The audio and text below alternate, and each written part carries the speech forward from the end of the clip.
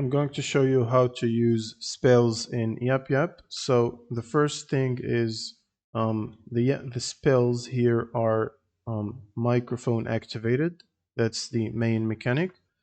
And you'll need to have your microphone set up, so you can open up the settings with the escape button, go to the audio, and from here you want to select your main microphone device.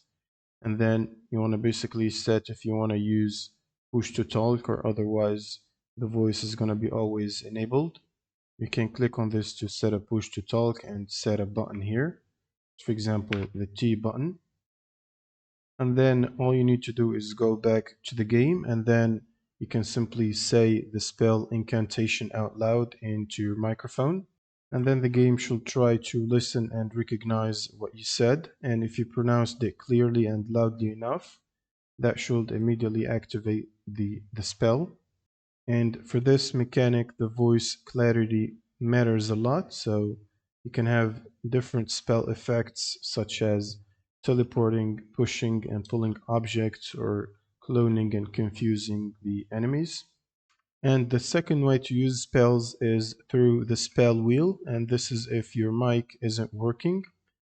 There is an accessibility option for that. You want to open up the settings menu again, and then go to the accessibility tab, and you should find an option called voice spell select, which is this one, and you want to enable that.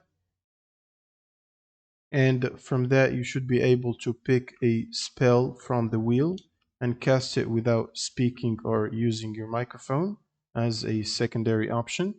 And this makes the spell casting easier if your mic isn't reliable or you don't want to use your voice.